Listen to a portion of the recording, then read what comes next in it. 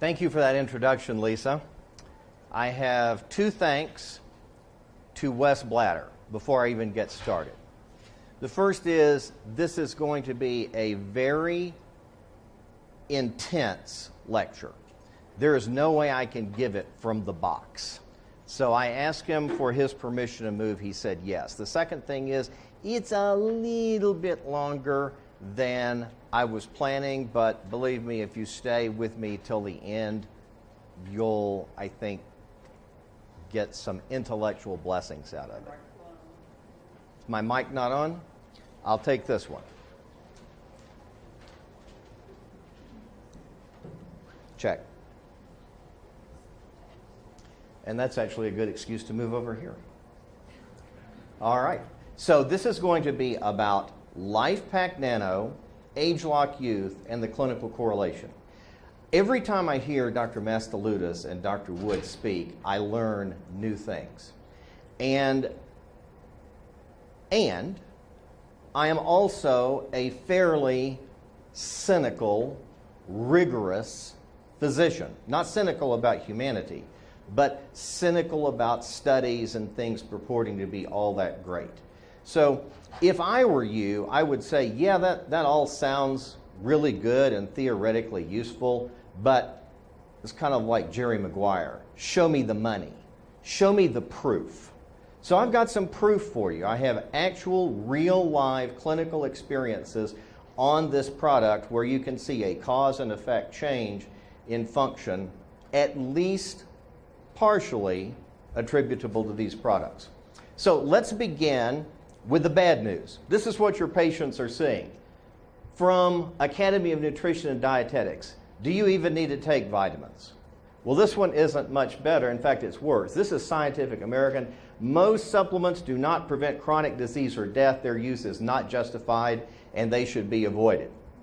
This is published. I'll show you a reference in the new white paper that you can use to deal with this, but I just reflect on what John Wayne said. Life is hard, and it's harder if you're stupid.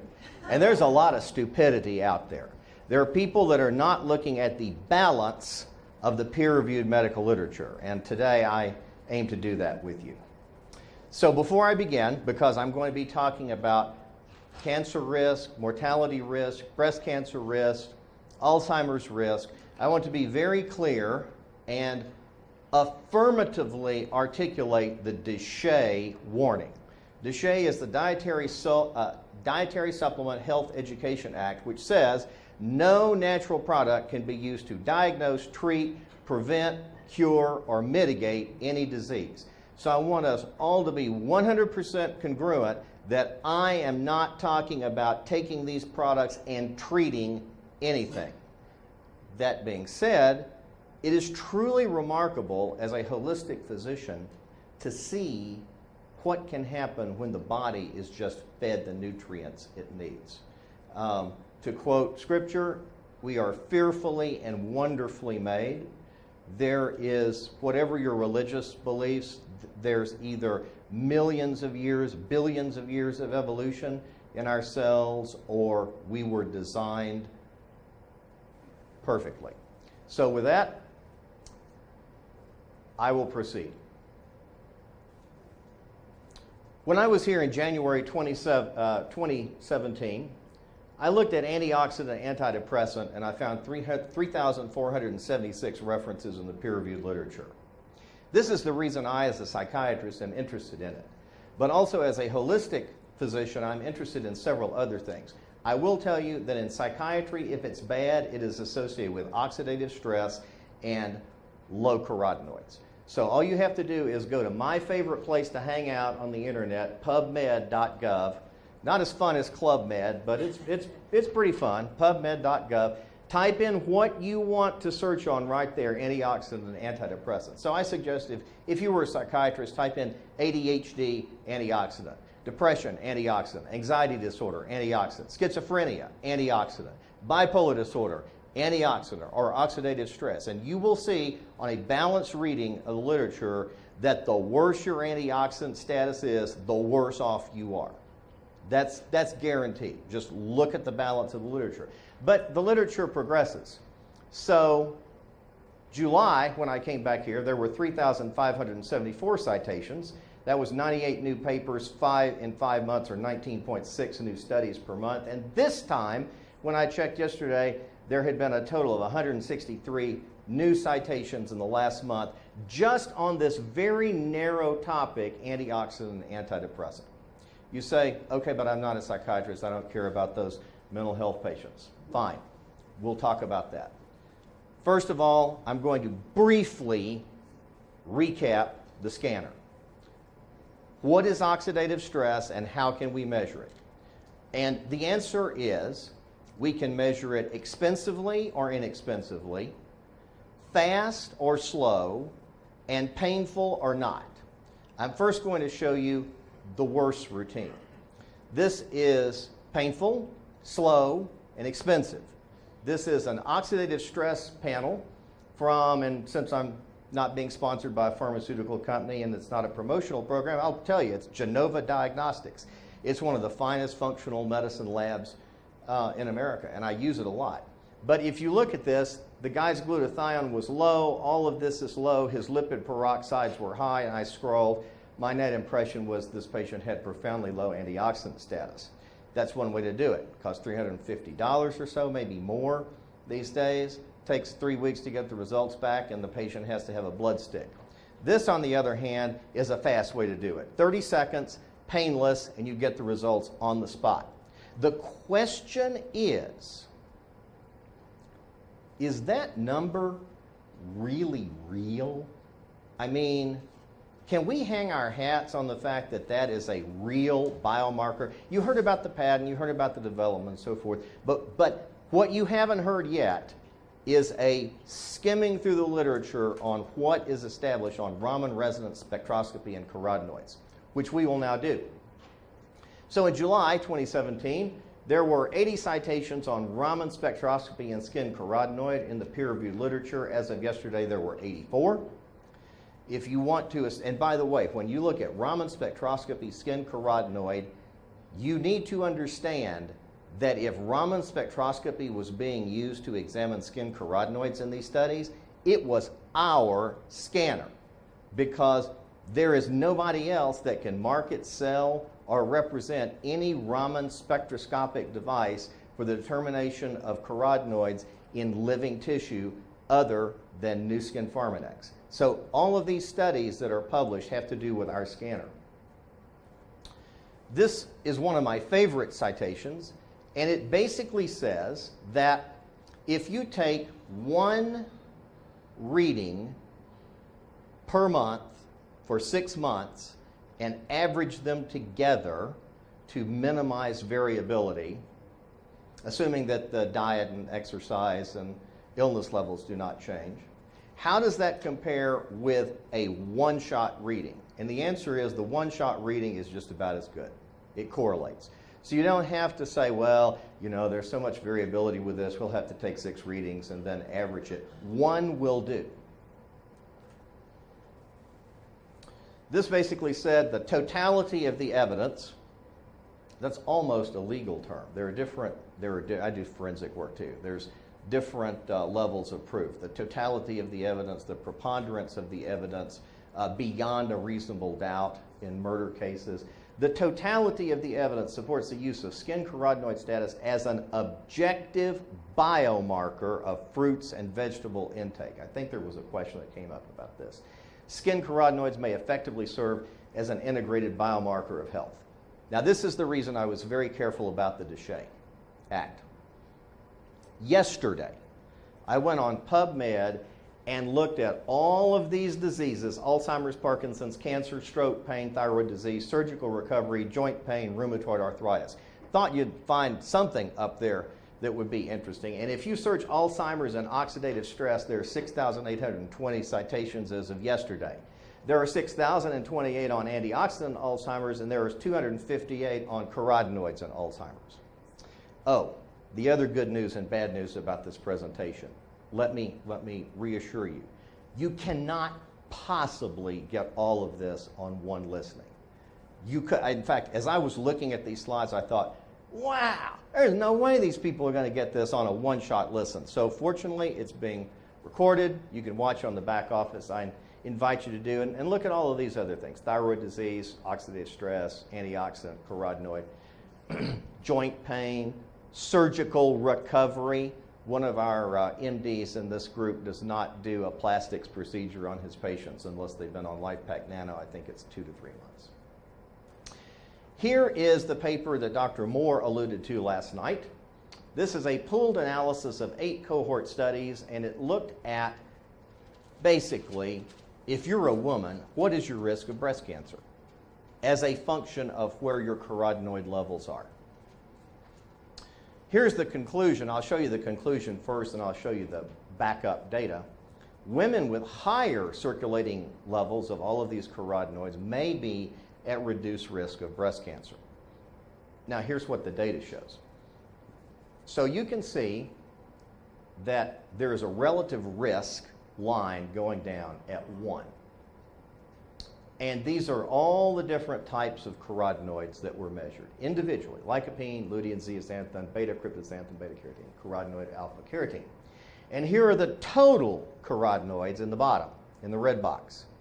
And you will see, particularly those of you in the front row, and we used to call these the gunner seats in medical school, because they were like the front gunners in the bombers. They wanted to be right there, so I commend you. But if you're in the bottom quintile, your relative risk is 1. If you're in the second quintile, your risk is better. Third quintile, about the same. Fourth quintile, better. Fifth quintile, you're a lot better. You're about 20% less likely to get breast cancer. How about that? Total carotenoids. That's what the scanner measures. It doesn't measure that one, that one, that one, that one, or that one individually. It measures total carotenoids.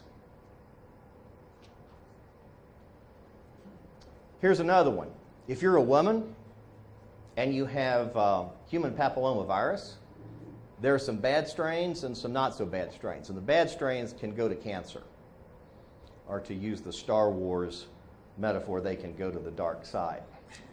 So persistent infection with human papillomavirus is the primary etiologic or causative factor for cervical cancer. A 50% increased risk of cancer risk from HPV is seen in women with lower dietary carotenoid studies.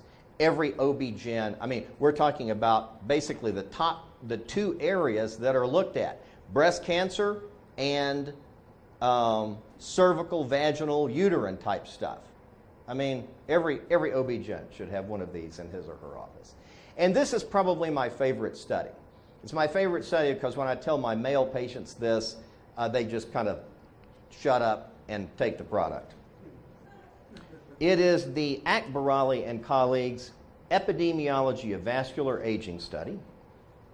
If you want to find it, you can go to pubmed.gov, type in Akbarali EVA, E-V-A. And it used to be number 5 from the top. It'll be around 5, 6, 7 from the top at this point. Here's what the study showed. It looked at about 1,400 people ages 59 to 71 years of age, and it lasted 9 years. The relative risks were computed for all patients, but in men, this was a signal. So if you were in the lowest quintile of antioxidants, of carotenoids, compared to the top quintile, your risk factor of dropping dead from anything was about 3-fold. So if you have a father or husband or grandfather or uncle in that age group, it might behoove him to get his carotenoid level checked. Because if he's in the bottom of the class, his risk of dying from anything, and that's like traffic wrecks, strokes, heart attacks, suicide, homicide, amyotrophic lateral sclerosis, Alzheimer's disease, Parkinson's disease, anything that could take you out, 3 times the risk, and cancer about double. There was not a statistical signal in this study on women. The conclusion was total plasma carotenoid levels were independently associated with mortality risk in men. It is, the scanner is, and because in terms of plasma carotenoids, there is a 1-to-1 correlation between plasma carotenoids and the scanner. So I think that's pretty important. And then in terms of optimal aging? What about carotenoid levels and cognitive performance? Well, as a matter of fact, low carotenoid levels could play a role in cognitive impairment. Here's another one on carotenoids and cognitive performance, July 14, 2017, 62 citations. The role of retinal carotenoids, isn't that interesting? That's where we started with the scanner, was looking at carotenoids in the retina, specifically the macula. The protective role of carotenoids within the central nervous system may be evident during early and middle adulthood, decades prior to the onset of older age. In other words, we know that lower carotenoids are associated with cognitive impairments, and hey, we can even measure it before they get old and start having consequences. That's pretty cool. So we've been talking about carotenoids. You've heard about the scanner. You've heard about the Nobel Prize-winning science, all that kind of stuff. Question. If you have a scan score of 81,000, are you healthy? How many say yes? Hold them up. Great. Okay. How many say no? It doesn't mean you're healthy. How many did not vote? Okay. Here's my answer. No, it doesn't mean that you're healthy. Because you could sit around and drink V8 juice or carrot juice day after day after day, drive up your carotenoids, and yes, your carotenoids would be better, but what about everything else? So the answer is no. You must remember the other vitamins, Bs, the omega-3s, trace elements. And now I want to take you to a conference in California a couple months ago. This is William Shaw, the founder and CEO of Great Plains Diagnostic Labs. And he and I got to hear this man, Dale Bredesen. And Dale Bredesen presented a talk called The End of Alzheimer's. I actually recommended the book to Angela for her reading. And in this book, Bredesen says, there is not going to be a drug for Alzheimer's, period. And the reason is Alzheimer's is multifactorial. Also, the pharmaceutical companies have been barking up the wrong tree because they've been going after beta amyloid plaques, and there are studies that beta amyloid plaques, even if you get rid of them, the patient doesn't do any better. And there are other studies that say even if you have them, if you're a mouse or a rat living in an enriched environment, you don't get Alzheimer's, even if you have plaques. So plaques are not the end-all and be-all. Instead, Bredesen talks about his 36 holes. He says, imagine you're in a house like this with 36 holes. Kind of looks like a church to me, but 36 holes in the roof. And the water's coming in. And you fix one hole. Are you still going to have water coming in? Yes. What if you fix 2 or 3 holes? Are you still going to have water coming in? Yes. The cool thing about the brain and Alzheimer's disease is after you fix enough of these holes, some of the other ones begin repairing themselves, according to Bredesen. He has the RECODE program. He has reclaimed 200 people from Alzheimer's disease and cognitively restored them. And he has done it not with a drug, but with a multimodal approach. And I'm not going to bore you with the details, but you can look at it on the back office. Here's the first section of every perfect drug for Alzheimer's disease. I do want to note this. Enhance mitochondrial function and biogenesis and reduce oxidative damage and optimize reactive oxygen species production. Dr. Matsalutis just talked about that. That's one of the mechanisms of action. But also hormone optimization, thyroid optimization. We'll talk about thyroid optimization with LifePak. Take care of their glucose, etc. And here's the third thing. So if you have all of those things in a pill, it should work. But you can't. And the studies that or the articles that I started this talk with that says vitamins don't work, they're dangerous, they may not help, are all done based on poor study design. And the study design is this. We're going to take one vitamin, and by golly, we're going to run it up to the maximum safe limit.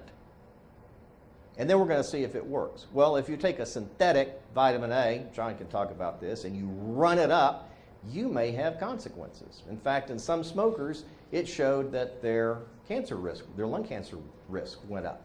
But that was a synthetic vitamin used at a maximum dose. It wasn't a balanced program. It wasn't looking at all 37 holes. It was looking at one. So I want to talk about vitamins and minerals because they're just as important as antioxidants. Because if they weren't, we wouldn't be here. We would all be home sipping our V8 or carrot juice, and we would be healthy, right? And we'd have plenty of energy, and our mitochondria would be fine. Well, that's not happening.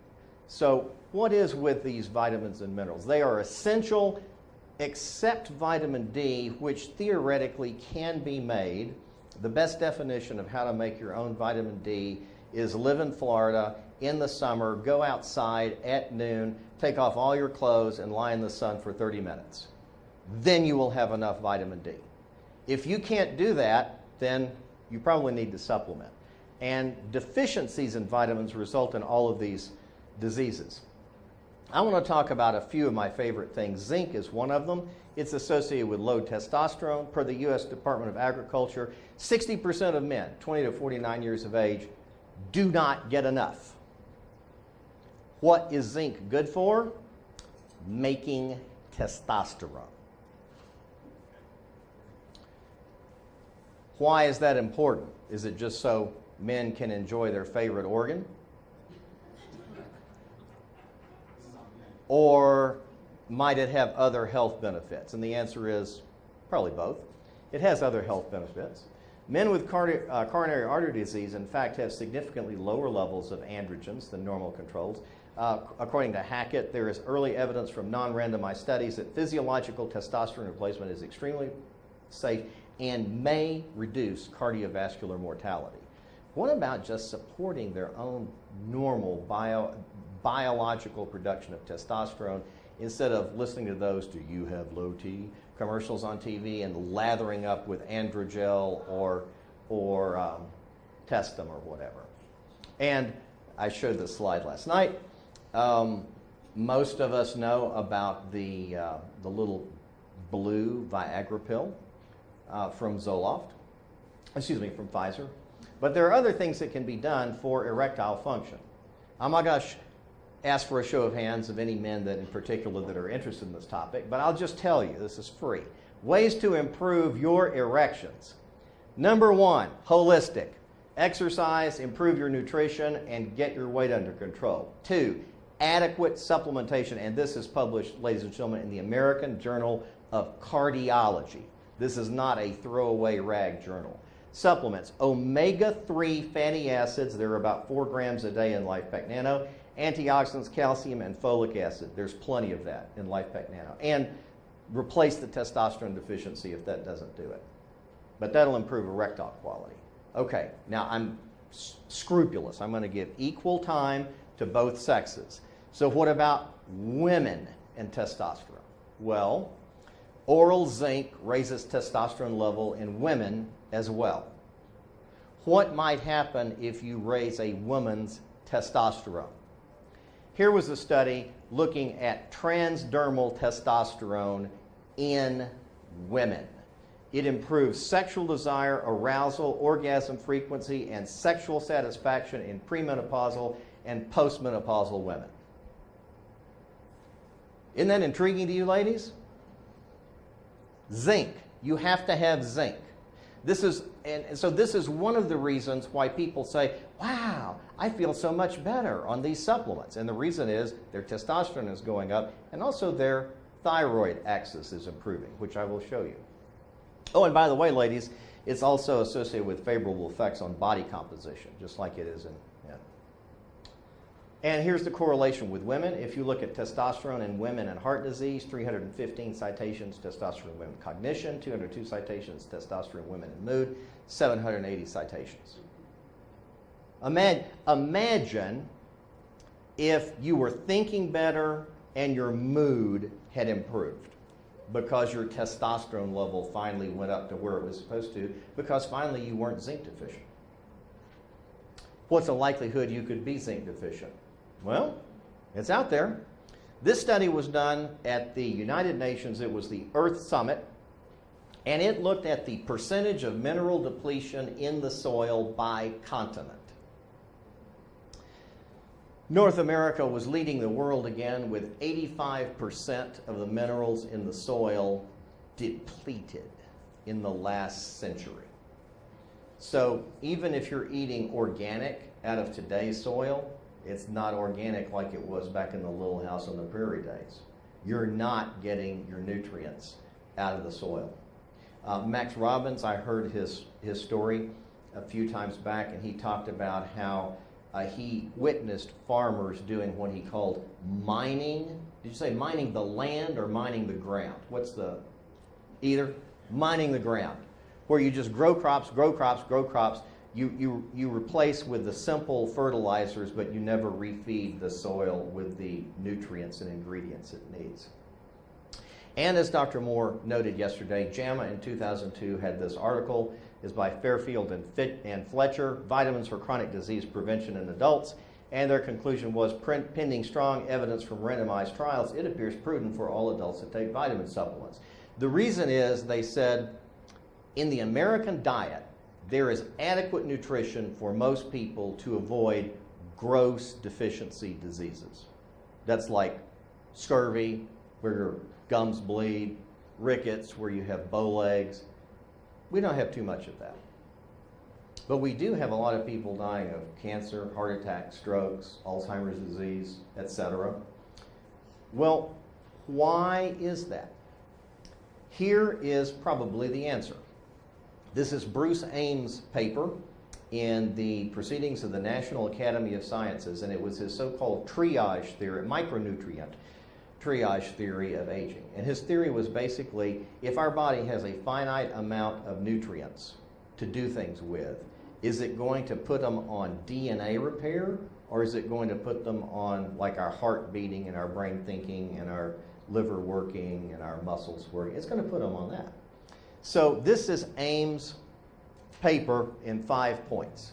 Number one, he said, we know that inadequate dietary consumption of nutrients is widespread. We just heard a number of lectures on that, both Steve, but particularly Steve Wood, who talked about the lack of nutrient consumption in our diet. The second thing is deficiencies in many micronutrients do cause DNA damage because you can't repair it. The third point was his proposal that DNA damage and late onset diseases are consequences of this triage allocation with scarce micronutrients, where the micronutrients are triaged over into active things rather than more calm, passive, in the background activities.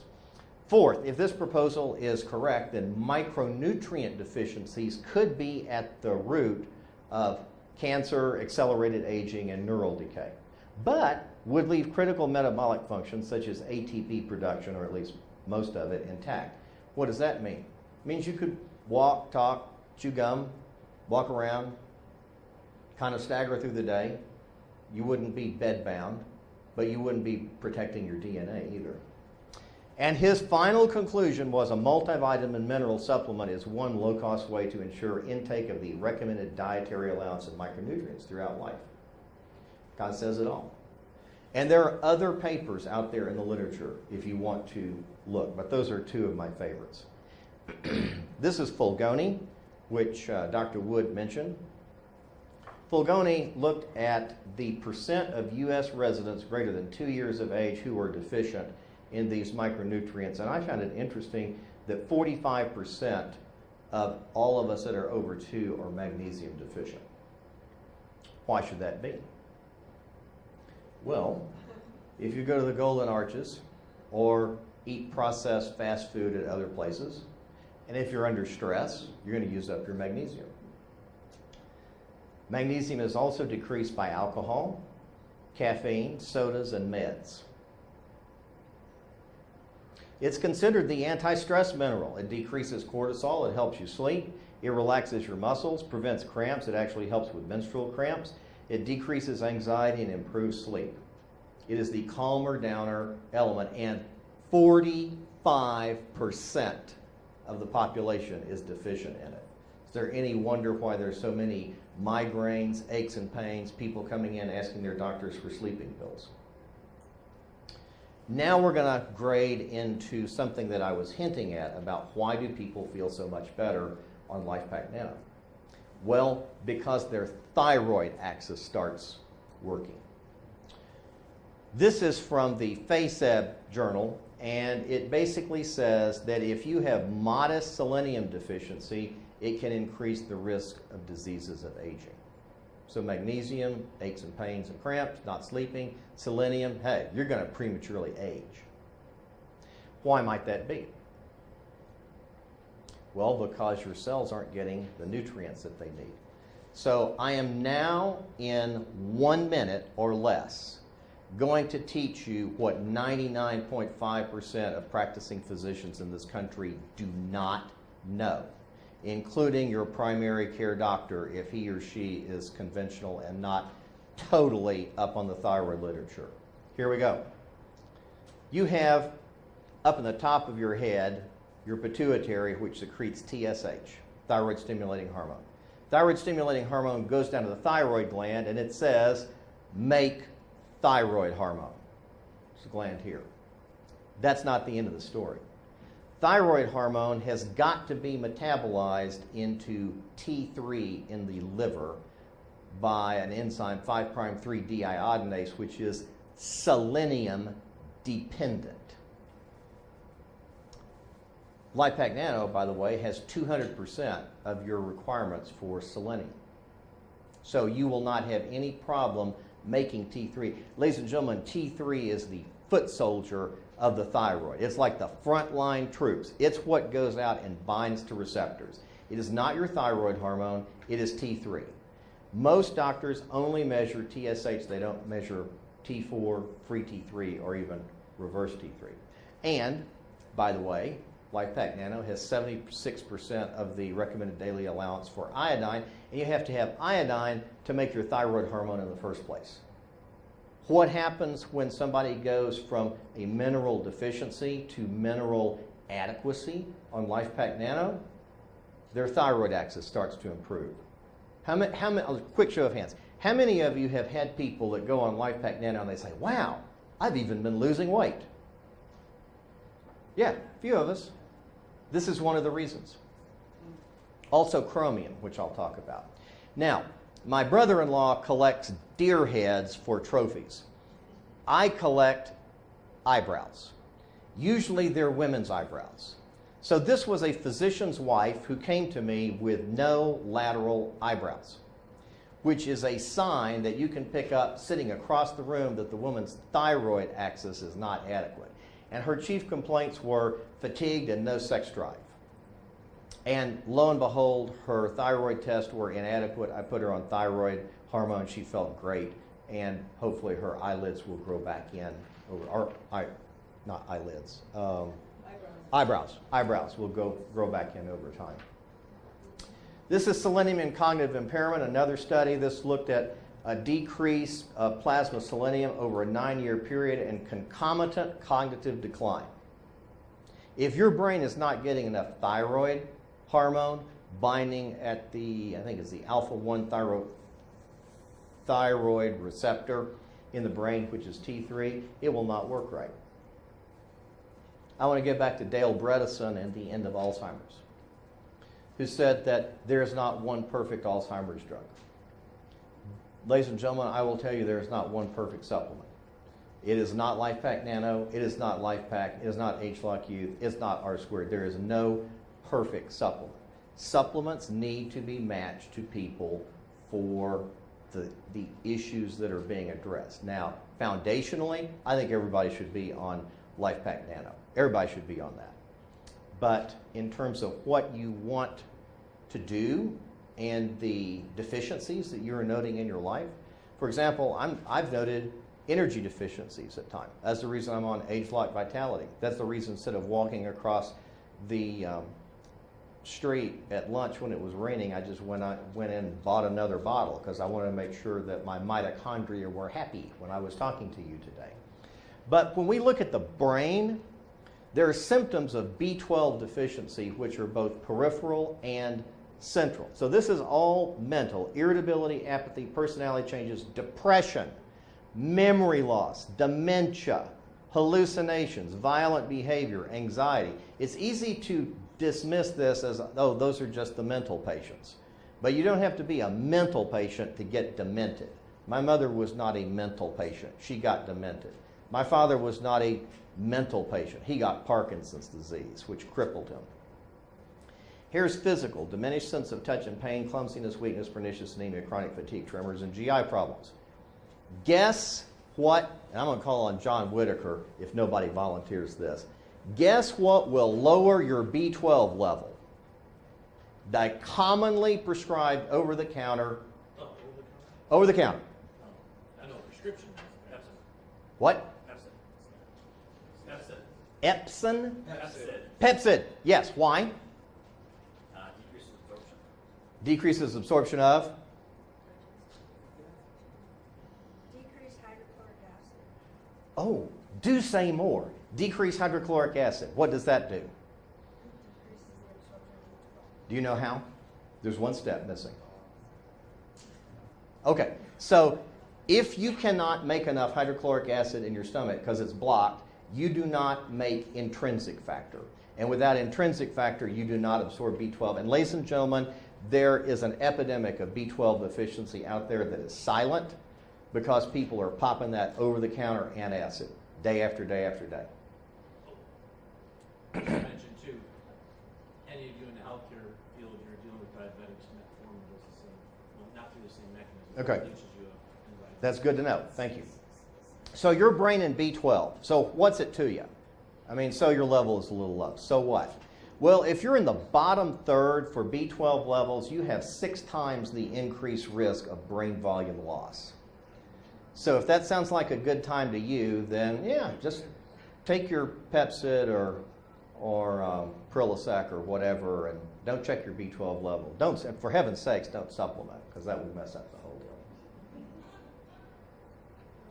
And here's another study. You'll notice I have that highlighted: homocysteine lowering by B vitamins, plural. It's not one. It's B12, B6, and folate. Have to have all 3. And you can actually slow the rate of brain atrophy in people, in older people, by homocysteine lowering B vitamins. And not only does it slow their shrinkage, but it appears to slow cognitive and clinical decline in people with mild cognitive impairment. It is not an Alzheimer's pill. It is a multimodal, multi-pronged approach. And then it gets even better. You say, well, I'm not concerned. I'm young. I'm healthy. I'm not concerned about my brain shrinking, at least not yet. But man, I am concerned about my no good boss and all that stress from work. So this was a study done in the gold standard way, 3-month, double-blind, placebo-controlled, randomized study. That's a good study.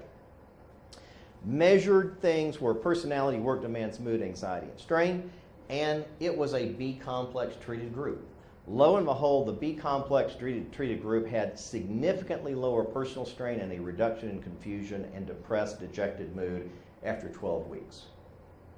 That's another reason people start feeling better on LifePak Nano. Or any good quality, ethical, pure, mixed B-complex vitamin with everything else, because it treats us. One of the things it does is it improves your adrenal function. The adrenals are those little glands on your back, on top of your kidneys, that help you deal with stress. They don't work well without B vitamins.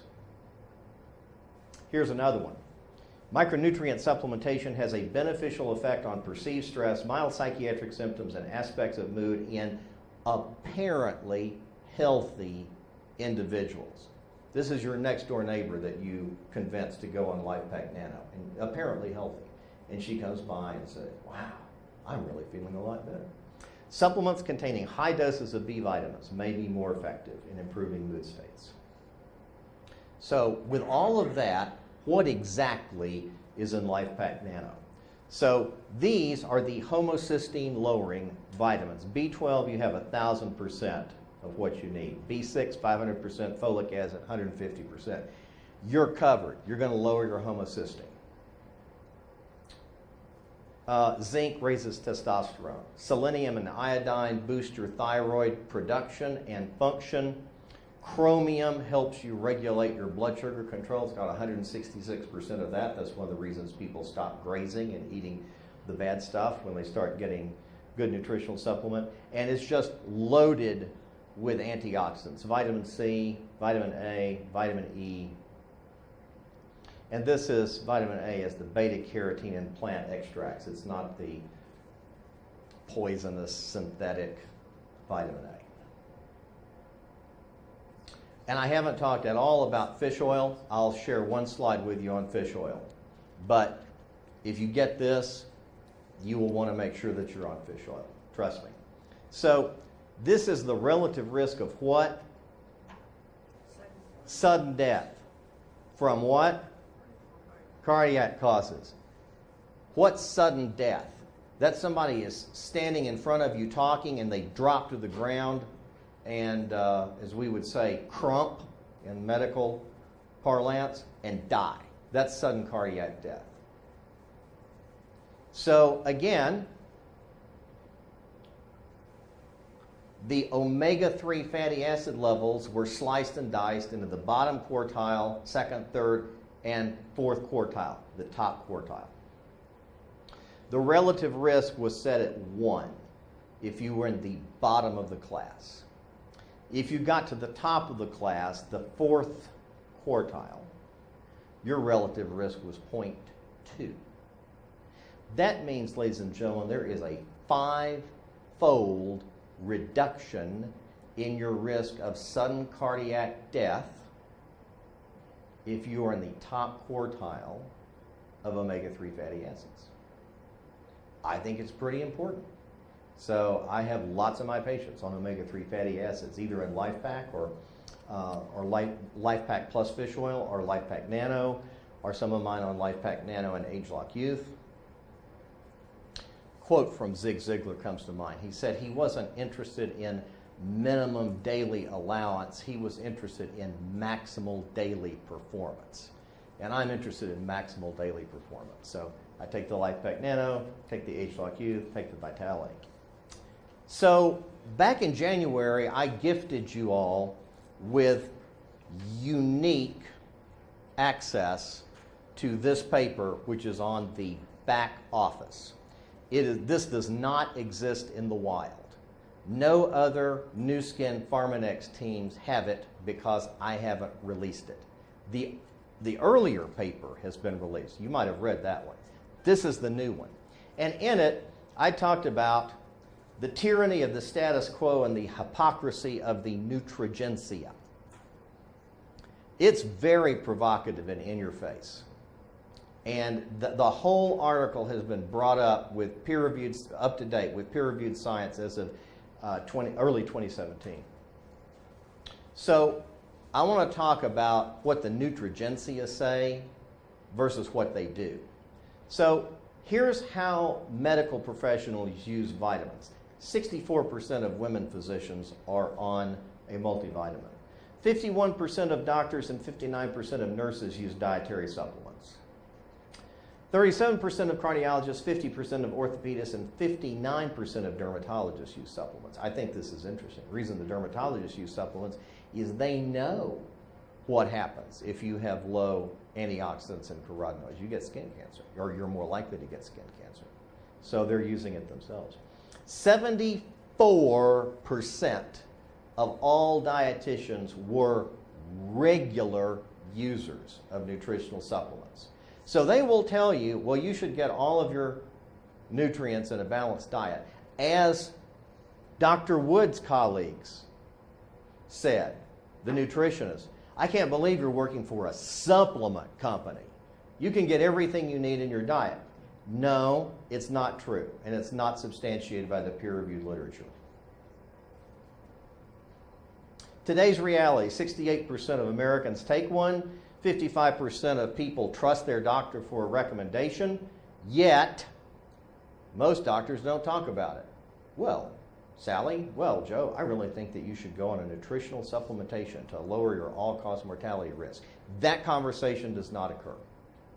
Maybe it would if there had been a score that had been obtained that was a risk marker. I talk about it. Now, I'm going to transition from LifePak Nano, fish oil, to ageLOC. And again, putting myself in your place, in your mind, trying to think of it and reason through it as you would have been exposed to it today. Dr. Mastaludis presented some great science, lots of cool references. I wrote down a bunch. And talked about the little mice that sacrificed their brains for in the name of science.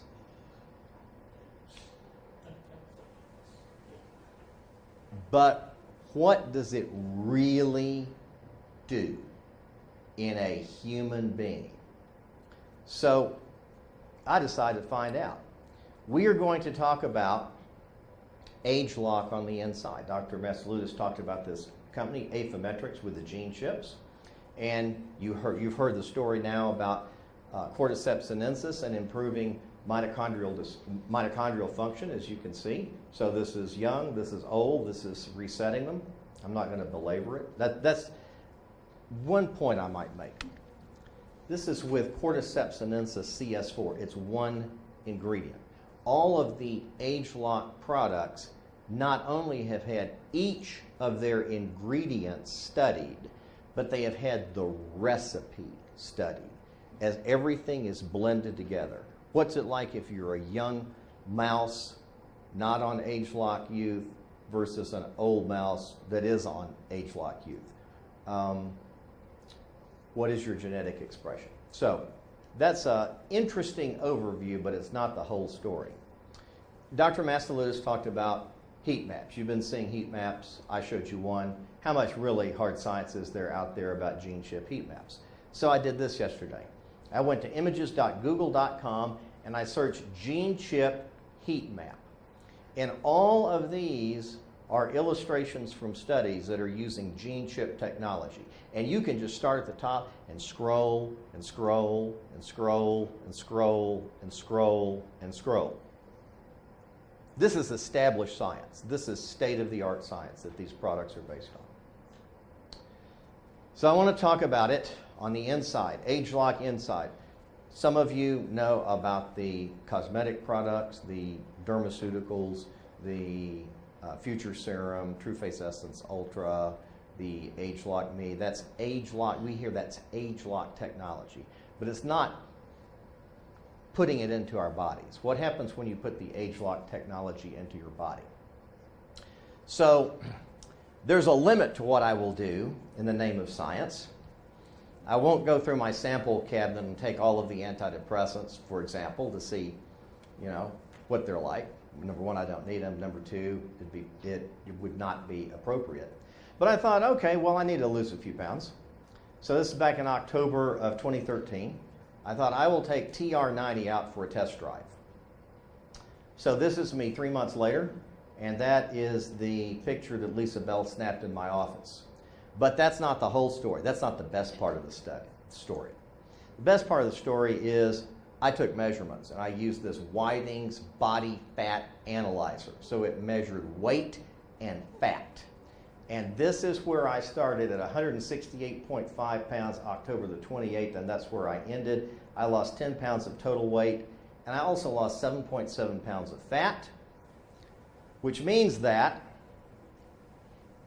easy calculation, 7.7 divided by 10, means 77% of the weight loss was fat, pure lard, off of my body. And then the other interesting thing is, yeah, but does it really work? Really? I mean, does it really work? What happens if you go off of it? So here's my data analysis, ladies and gentlemen.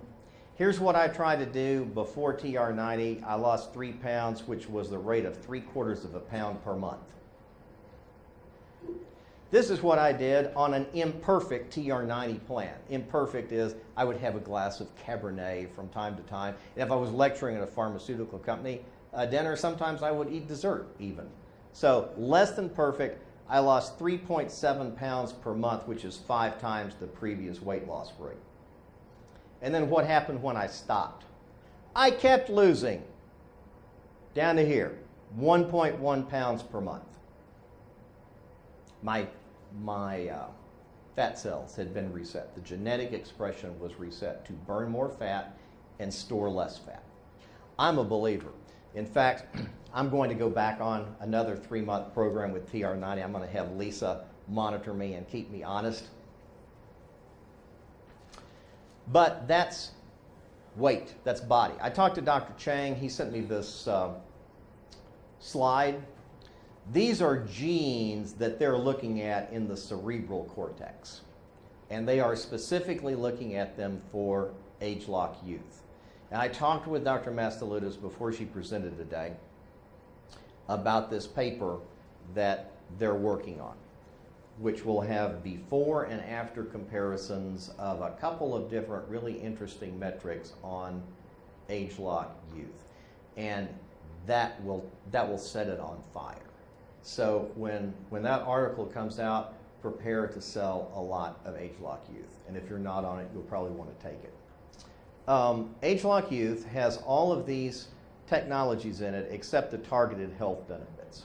It's not specific for anything. It's specific for wellness. And the things that I typically see with patients on age-locked youth are more energy, better sleep, less pain, and their brain works better. Those are the 4 things that I see. Now, there's age-lock R squared and age-lock TR90. I talked about this one already. That's the vitality. This is the one that burned the fat off of my body. This is everything that's in age-locked youth. And actually, when you look, and this is a slide, you will not get it today. I promise. Not even if you're sitting in the front, unless you have a photographic memory, you will not get this.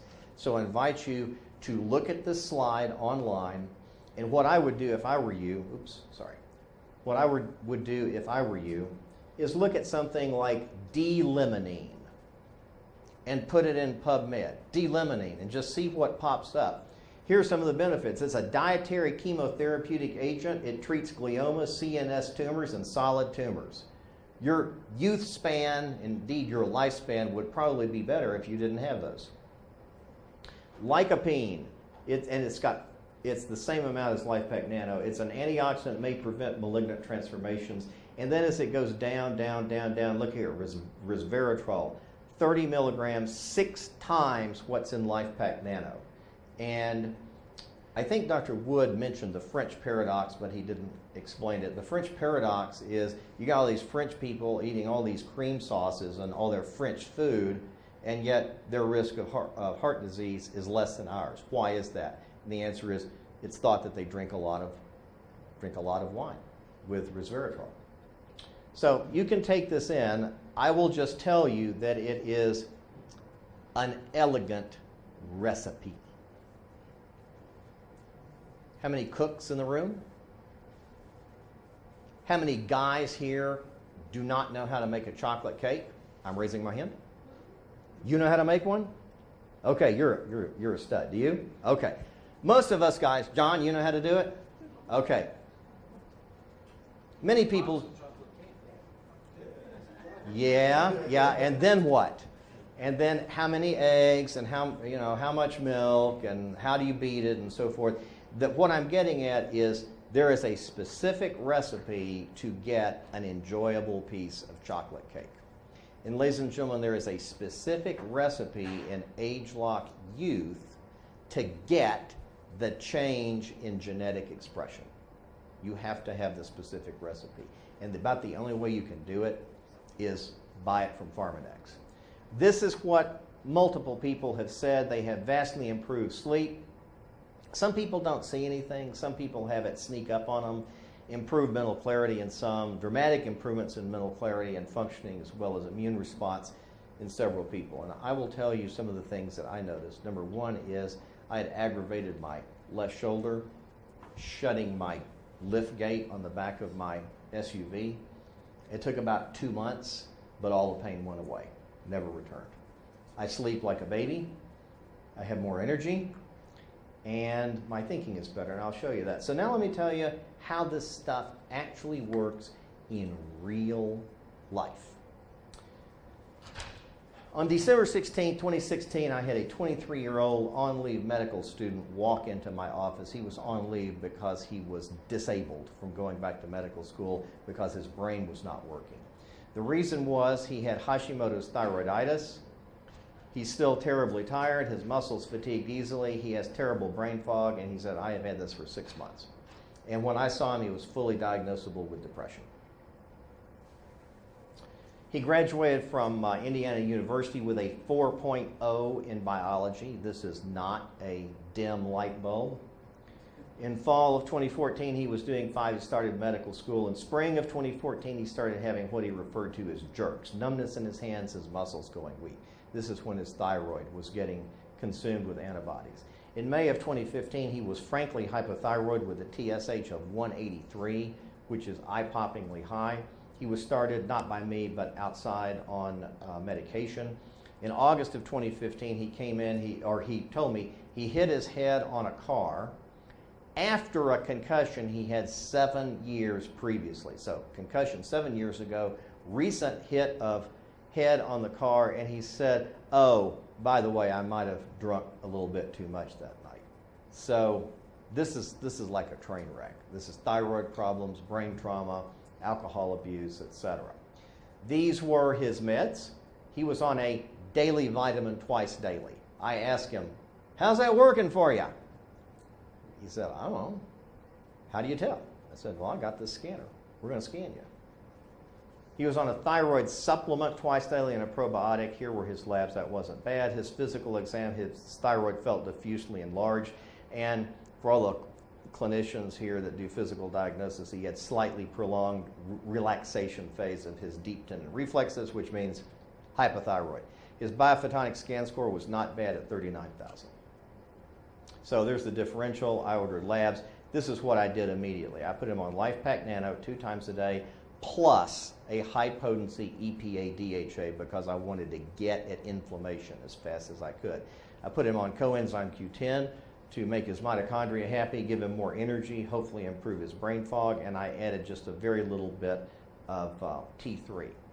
I did conventional labs. He came back a month later. Feel terrible, actually. I just feel senile, confused and out of it. His thyroid ultrasound was normal. He had a low vitamin D, which I fixed. And his adrenal profile was consistent with near exhaustion. This is his adrenal profile. This is his cortisol in the morning, the noon, the evening, and night. This is where it's supposed to be. His adrenals were shot from stress and also lack of nutrients and lack of B vitamins. And I put him on vitamin D2. I did use the synthetic big pharma version twice weekly for 1 month. This is to really get the level up. I adjusted his thyroid.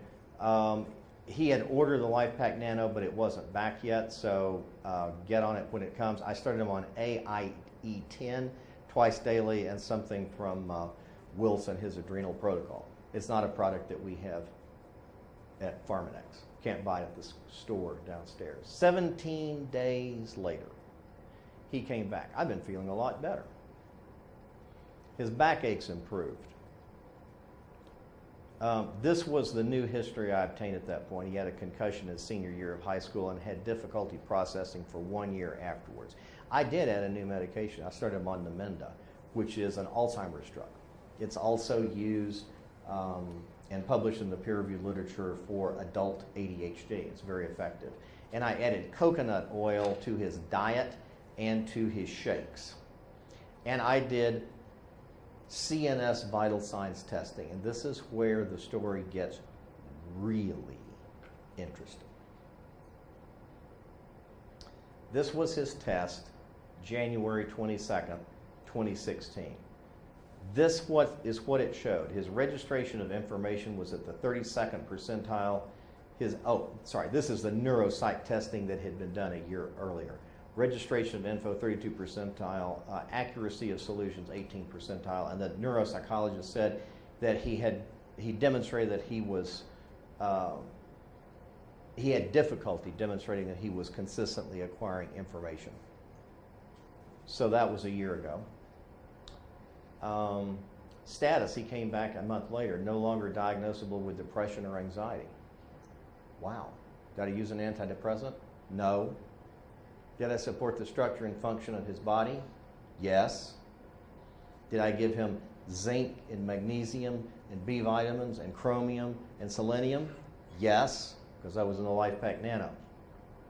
He had remarkably better energy, but he still wasn't thinking well, so I started Age Lock Youth. I ordered it that day. It took a while to come back. Here are his fatigue scores. Anything greater than 36 is abnormal, so this is the maximum score. You can't do worse than that. That's January. This is January. Hey, in February, he's dropped threefold.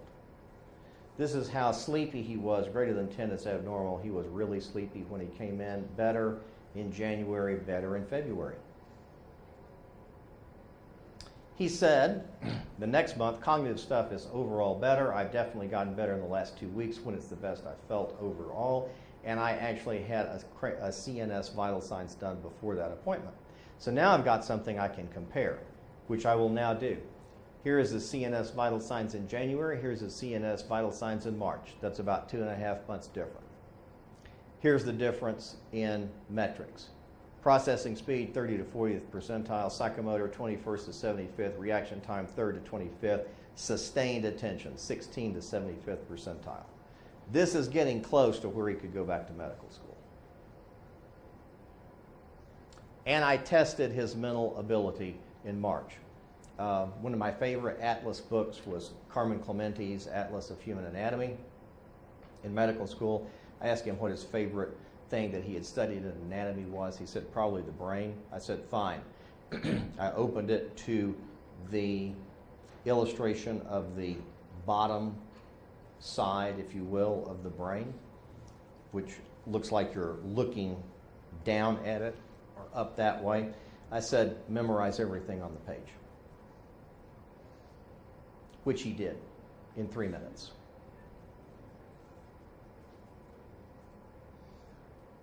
Here's the difference in his scores in 1 more month on Age Lock Youth.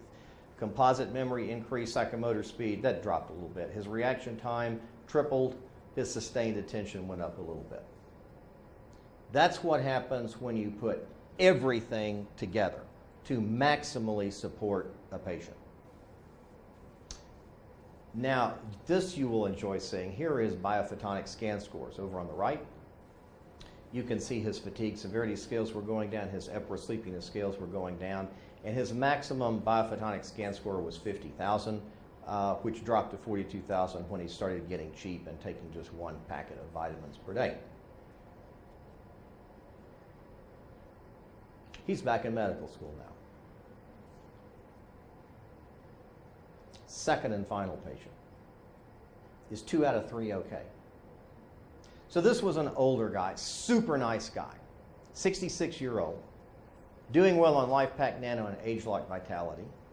He and his wife, I won't say single-handedly, double-handedly, I guess, demolished a house trailer that was on their property. That means he got a chainsaw, he cut it in 2 and started subdividing it. He drug things over for scrap. Over 2 months, he and his wife totally demolished it and sold it for scrap. He said people were stopping on the side of the road to watch them work. They couldn't believe that 2 older people were working like that. So he was in pretty good shape. Before I started him on Life Pack, he was at 12,000. He was now at 35,000 on both of these products. He had amazing functioning. That's 2 out of 3 of our really top drawer products. In March, he came in, he was described as fair. He would be great if he could remember things. His wife described significant decline in cognition. Here was his baseline test on March 15th, and all of his scores are over here in the low, average, low, and range. And I said, signs of cognitive compromise, scan and hold for next appointment. which was here. 2 months. 2 months on age-lock youth. No other changes.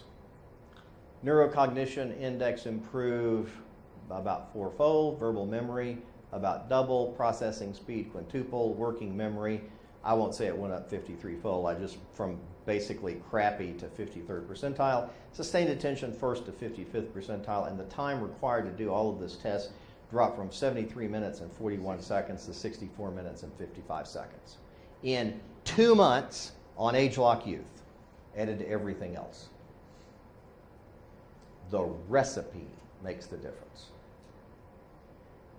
There's a sustained attention. You can see it right here. It was over here at the beginning, and it was now in the average range 2 months later.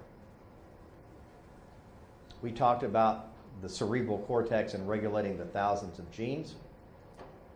So just like I did with TR90, I wanted to try it in my body. When age-lock youth came out, I wanted to try it in my body.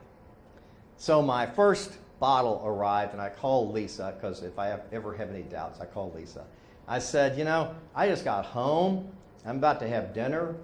Do you think it would be okay if I took it? I mean, is this going to jack me up and keep me up all night with so much more? She said, no, I think it'll be okay. So I took it. And the next morning, for the first time in a long time, my eyes snapped open. It was either at 5 or 5:30. And I was ready to go with 1 dose. I will tell you, I've never had sleep problems, but I'm sleeping like a baby right now. But I've also been doing some international traveling. One was to Panama with my oldest son that I shared with you last night. And by golly, I wanted to speak Spanish when I went to Panama. So I got the Pimsleur Unlimited, and I went through 90 Spanish lessons and went down and spoke Spanish with the natives when I went to Panama. And then I've been lecturing once a year in Brazil for the last 3 years, and I wanted to improve my Portuguese. So in the last year, last 12 months, I've gone through 90 Spanish lessons and 90 Portuguese lessons. And when I was in Sao Paulo just a month ago, people were complimenting me on my Portuguese. My brain feels like it is working better. I personally have not done any neurocognitive test, but I feel like it's working better. Why is age-lock youth clinically useful? More antioxidants, adequate micronutrients. It decreases inflammation. I mean, heck, if all you look at is it's got, what, 2 to 2.8 grams more of fish oil, and you take that on top of the 4 grams of fish oil that you're getting in LifePak Nano, it doesn't take a rocket scientist to figure out this might help inflammation. But also, antioxidants help inflammation. And the more you raise those, like with the resveratrol, 6 times as much as in LifePak Nano, you are going to reduce inflammation. You're feeding nutrients into the mitochondria, including coenzyme Q10, alpha-lipoic acid, get better brain function, more energy, and metabolism improvements. So last night I talked a whole lot about this. I won't talk about it to the same extent today. How do you want to age? How do you want to live your life? I want to look like this guy when I got to be his age. And this is a slide that I could not have shared with you before because it hadn't happened yet. On Monday, this man walked back into my office. It was his second appointment. He's 53-year-old, and he was observing people at the gym where he works out that were losing their stamina. And he said, I can see where people lose themselves and then say, screw it, and go down the bad path. They give up. Guys like me spend a fortune seeing people before seeing someone like you. And that's not to put me out there as all great shakes and everything, but he was talking, people like me, a holistic physician that believes in diet and exercise and nutritional supplementation and hormone balance. He said he's been going into GNC and getting testosterone boosting supplements, and he still had low testosterone. So don't be like these people. Don't lose yourself, screw it, say screw it, go down the bad path, and give up. A lot of the reason that people do things like this is they are tapped out in energy. And as I talked about last night, the two critical things in most people's lives are time, money, and I guess the third thing would be energy and stamina, which I alluded to at the end. You saw this curve, but I want to refine it for you today. This is the curve that most people are on as they age, and they cross these points at fairly uniform places. So you go from fun, where you can do basically anything you want to function, which is where you can keep going, at about 50. And then from around 60, you go from function to frailty. Wow. And then 80, you fail. Now, I would suggest this model, which is where you shift the aging curve higher. And if you look at this box, the way I drew it, it's very interesting that you do not cross into frailty until you're 85. How cool would that be? Let me tell you, if your hormones are right, if your thyroid is right, if your nutritional supplements are right, if your brain is taken care of, if you've done what Ames talked about, dealing with the micronutrient deficiencies, if you're exercising, if you've got ideal body weight, if you're not pigging out on donuts and running up your blood glucose level and keeping a normal glycemic phase, you can go a long time. And if you do, then you can have fun. So here I am with my boys. I shared this last night. This is Arches and National Park, and that's Delicate Arch. And I will tell you again, if you weren't there last night, you cannot make it to the top of Delicate Arch unless you are in the fun section of your life, or function with a lot of huffing and puffing. So that was how do you want to age. This is how do you want to go. This is how I want to go. Fun, and then I want to fail. That's the way you want to go. At the Strategic Coach, I was talking with some of my friends, and one of them was telling the story about this 80-year-old entrepreneur who loved doing what he did. He loved his company. He loved his wife. He and his wife went out to a great meal, came home, poured himself a scotch, lit up a cigarette, sat in his chair, sipped his scotch, and boom, died. That's the way to go.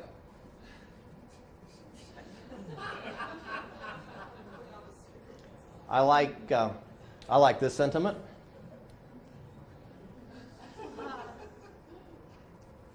That's the way I want to age. And so here's the conclusion. Antioxidants, vitamins, and minerals are relevant, measurable, and they are all tied to health outcomes. It is not just about the antioxidants. You must have a multivitamin, multimineral system, and now I would say, and genetic expression modification to be important. Epigenetic modification seems reasonable, feasible, and with evident results.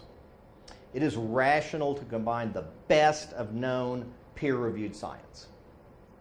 The choices that you make will determine how you and your patients age. Thank you very much.